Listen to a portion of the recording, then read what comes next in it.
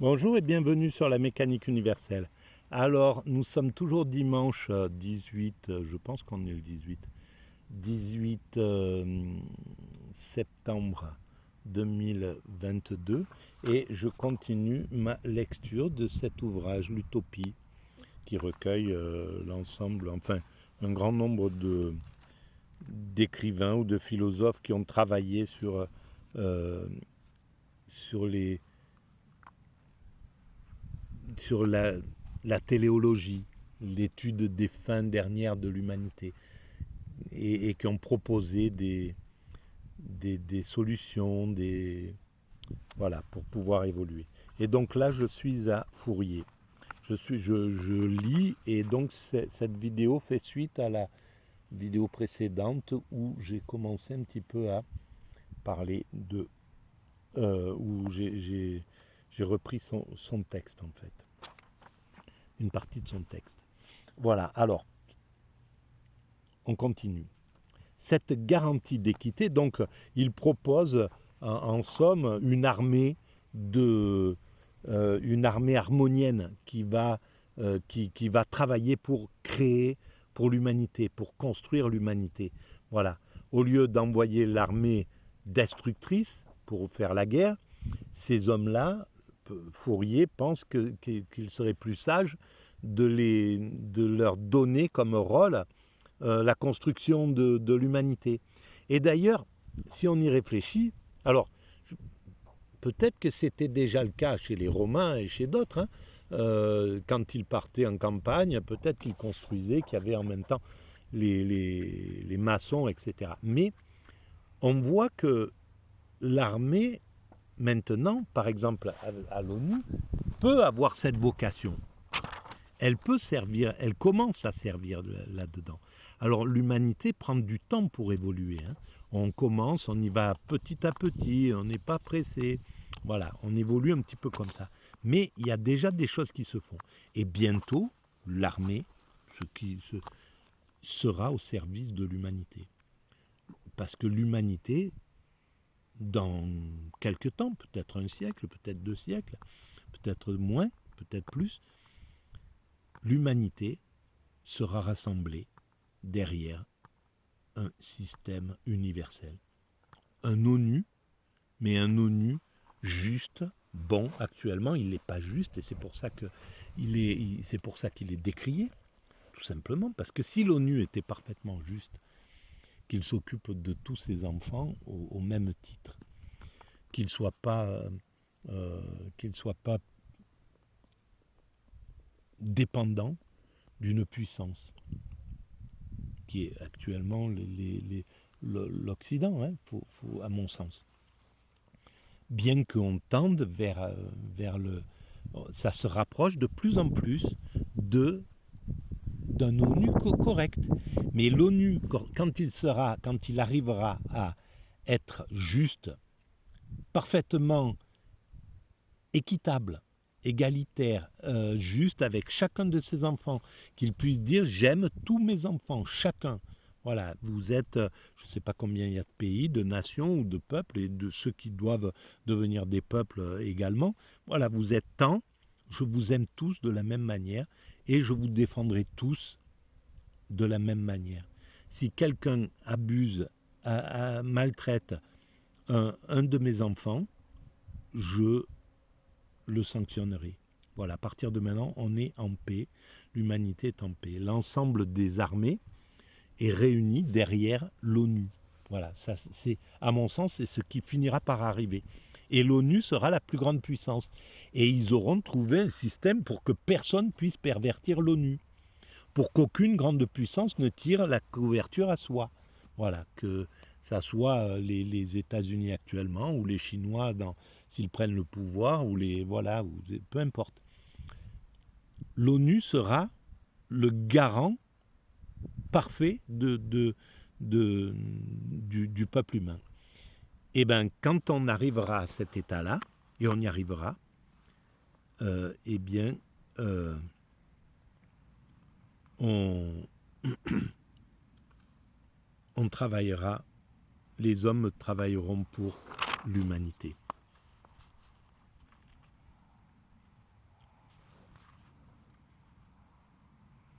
Alors, j'estime que pour l'attaque du Sahara ou Grand Désert, il faudra entretenir une masse de 4 millions d'hommes pendant 40 ans, à 6 ou 8 mois de travail chaque année. Alors ça, c'est vraiment incroyable parce que c'est naïf, hein, mais j'ai le même penchant. Je dis, voilà, il suffirait avec 30 milliards, on arriverait à créer tant de trucs. Je me suis amusé à ce type de calcul. J'aime beaucoup ça. C'est un peu ce que je fais quand j'écris sur Twitter. Et j'essaye d'éclairer, de dire voilà, avec 100 milliards, ce que l'humanité pourrait faire. C'est incroyable, c'est énorme. Bon, et qu'est-ce qu'on attend pour le faire? Voilà, ça veut dire un peu ça, quoi. Alors, et là, c'est vraiment incroyable, quoi. Alors oui, parce que le Sahara, à l'époque, ça appartenait sans doute pas à un pays. Ça appartenait aux Bédouins, ou voilà, ou aux Touaregs. Et pour lui, c'était pas, voilà, c'était un peu l'époque où les Occidentaux partaient en Afrique pour coloniser. Donc, il y a une vision un peu comme ça. Mais voilà, l'idée, c'est que j'estime que pour l'attaque du Sahara au Grand Désert, il faudrait entretenir une masse de 4 millions d'hommes pendant 40 ans, à 6 ou 8 mois de travail chaque année. Alors, évidemment, si c'est pas pour l'attaque du Sahara au sens, c'est pas l'attaque du Sahara au sens militaire du terme, c'est l'attaque des travaux pour irriguer, enfin pour planter, pour voilà. Je pense que c'est ce que voulait dire Fourier à l'époque. Ensuite, alors, il faudrait entretenir une masse de 4 millions d'hommes pendant 40 ans à 6 ou 8 mois de travail chaque année. Et j'aimerais bien qu'on calcule ça d'ailleurs, parce que je suis sûr que c'est pas si bête. Voilà, c'est pas applicable, puisque le Sahara appartient à des pays. Mais voilà, c'est pour dire l'idée. Cette armée s'occupera à boiser de proche en proche. Alors, ils voulaient boiser le Sahara. C'est quand même hallucinant quand on y pense. C'est incroyable. Afin de rétablir les sources, humecter et fixer peu à peu les sables et améliorer graduellement les climatures. C'est incroyable comme pensée. C'est tout simplement époustouflant. Bon, bref. En réfléchissant sur ces immenses travaux, on en vient aisément à soupçonner que l'État civilisé et barbare est un travestissement de la destinée et que l'homme est fait pour l'unité sociale d'où naîtrait tant de merveilles. Ben, bien sûr, et ce qu'il a rêvé, ça viendra, c'est clair, c'est ce que j'essaie de démontrer sur la mécanique universelle. C'est clair que ça viendra, la seule chose c'est que ça prend son temps et il faut juste arriver à maîtriser la fougue de nos instincts qui voudraient que ça se fasse rapidement, quoi. Comment nos faiseurs d'utopie n'ont-ils pas osé rêver celle-ci? Une réunion de 500 000 hommes occupés à construire au lieu de détruire. Après tout, les frais seraient beaucoup moindres pour une armée productive. Et outre l'épargne des hommes égorgés, des villes brûlées, des campagnes ravagées, on aurait encore l'épargne des dépenses d'armement et le bénéfice des travaux. Mais c'est tout simple, voilà, c'est simple. Cette seule considération, qui n'exige pas de profond calcul, devait suffire pour éveiller les soupçons sur la civilisation et sur la dualité des destins sociaux. C'eût été la meilleure réponse à faire à nos chantres de perfectibilité de la raison. Oui, bien sûr, parce que à la même époque, il y avait les utopistes qui pensaient que, et ils avaient raison, qui pensaient que ce qui se perfectionne, c'est la raison, c'est la conscience, c'est notre vision du monde, etc. C'est l'esprit, en somme. C'est le principe hegelien, c'est la montée vers un esprit supérieur. Et donc lui, il ramène ça terre à terre, il dit, alors, il dit, ce qui serait pratique, c'est de faire ça, voilà. Et des utopistes comme ça, j'en connais. Et chez les femmes, voilà. Donc, qui ont des idées comme ça, et des idées mais vraiment géniales. Donc, ça devrait simplement ça devrait simplement monter à la conscience de l'humanité. Après, l'humanité fait ce qu'elle veut, mais ces idées-là devraient être éclairées au même titre que les Marseillais à Tombouctou, je ne sais pas moi, les Love Story, des choses comme ça. Parce qu'ils existent, ces utopistes-là aujourd'hui. Et ça devrait vraiment être mis en lumière. Et là, il y a quelque chose qui est assez désagréable à constater. Ce monde, ceux qui ont le pouvoir médiatique et le pouvoir politique et le pouvoir financier, de voir à quel point ils sont sourds à l'évolution humaine, au désir d'évolution humaine. Bref, c'est pas grave. Alors, comme je dis d'habitude, si ça se passe comme ça, c'est comme ça que ça devait se passer. Donc, voilà, à la limite, ils n'y sont pas pour grand-chose. C'est que l'humanité doit agir comme ça en ce moment et révolter un paquet de monde. Mais c'est comme ça que ça doit se jouer, les choses. Et peut-être que cette révolte va pousser un grand mouvement mondial pour un changement rapide des choses. C'est très possible aussi. Donc, il fallait leur demander si la véritable raison ne serait pas d'assembler 500 000 hommes pour édifier au lieu de détruire. Quiconque opinera pour l'affirmative conclura par le fait à chercher une issue de la civilisation qui ne réunit des masses que pour le ravage et le carnage. C'est par défaut d'armée industrielle que la civilisation ne sait rien produire de grand et échoue sur tous les travaux de quelque étendue. Mais ce n'est pas tout à fait le cas, parce que on peut pas. Il faut regarder ce que l'humanité a fait jusqu'à présent. On doit remercier tous les frères humains qui sont passés avant nous et qui ont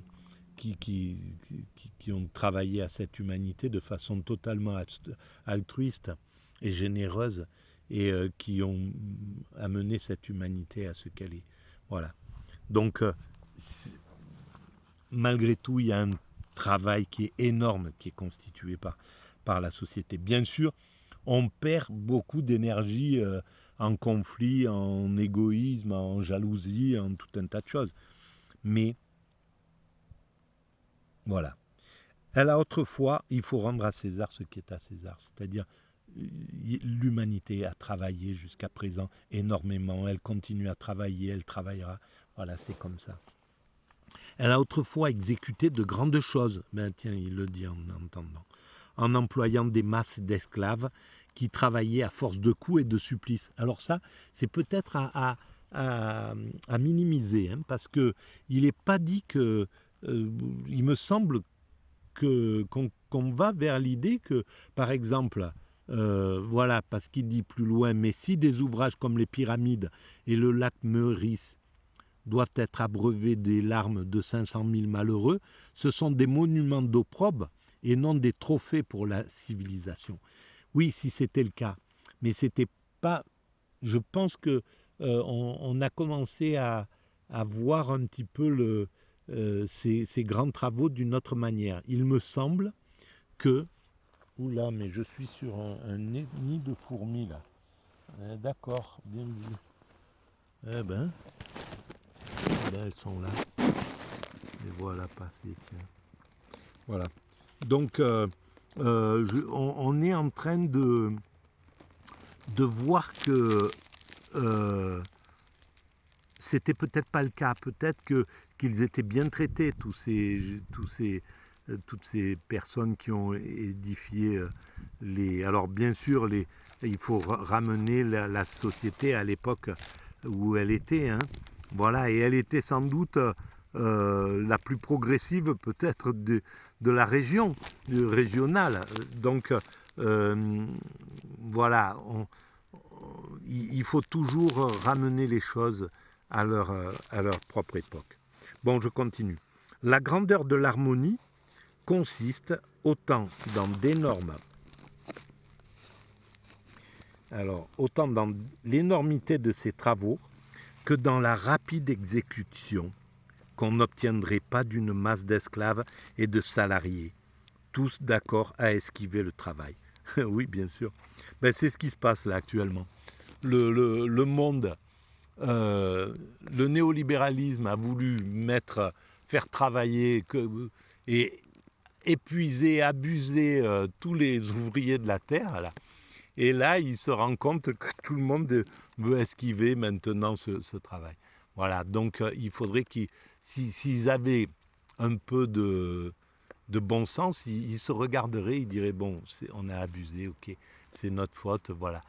Pour l'instant, les dominants ne sont pas encore aptes à ce genre de choses. Le peuple est apte à ça, mais les dominants ne sont pas aptes à se regarder en face.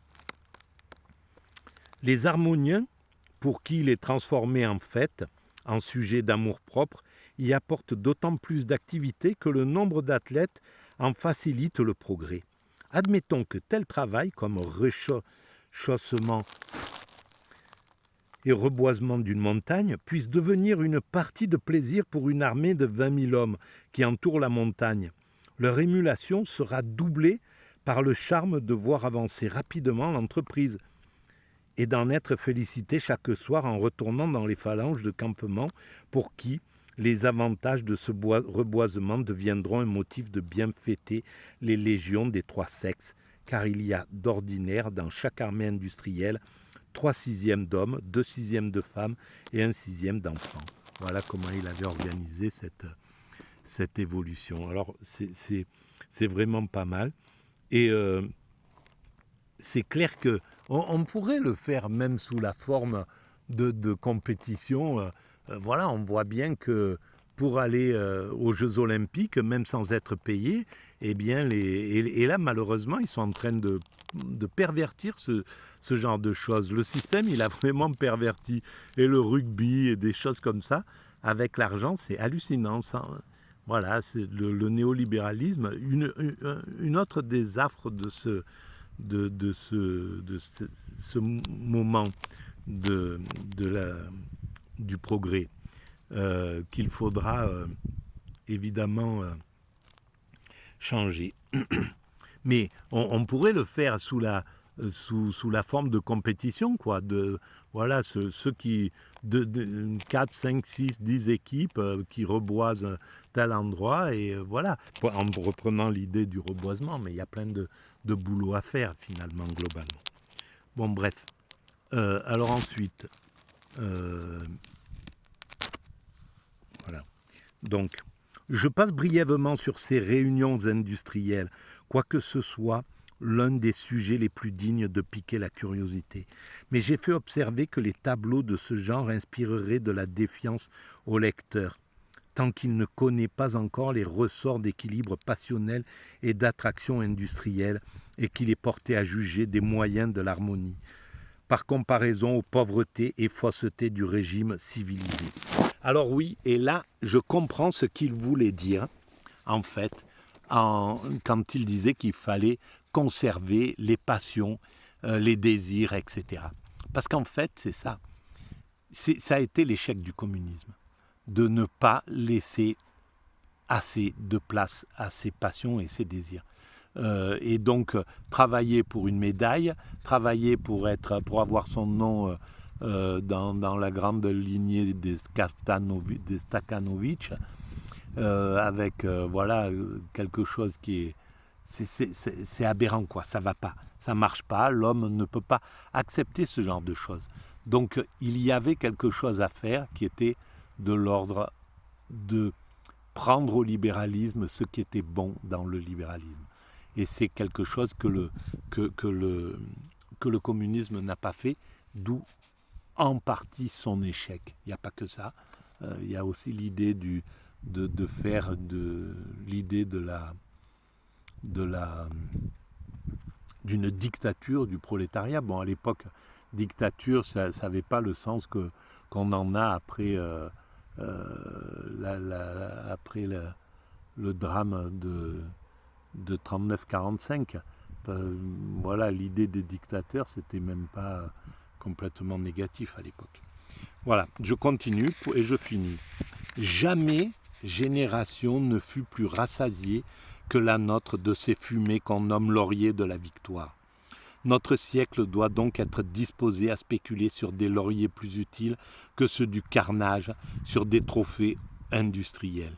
Or, que serait l'industrie sociétaire sans les armées, sans les réunions à millions d'hommes qui, stimulés par des ressorts d'attraction inconnus aux civilisés, exécuteront comme par enchantement des prodiges que la civilisation n'ose même pas rêver. Et c'est clair que on n'ose pas encore rêver de ce que l'humanité deviendra. Et moi, sur la mécanique universelle, j'essaie de démontrer que on peut commencer à rêver de ce qu'elle deviendra. Voilà, y penser. Et ça veut dire faire le deuil de le voir de notre vivant aussi. Hein. C'est compliqué, on aimerait bien que... c'est plus facile de dire mais non, mais ça n'arrivera pas. Voilà, quand on voit le monde tel qu'il est. Mais tout cela arrivera. Et c'est clair que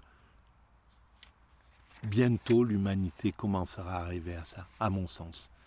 Voilà mon point de vue. Donc voilà pour la partie Fourier. J'attaquerai plus tard une autre de ces utopistes qui sont rassemblés dans cet ouvrage. Je vous remercie de votre écoute. Merci, à très bientôt.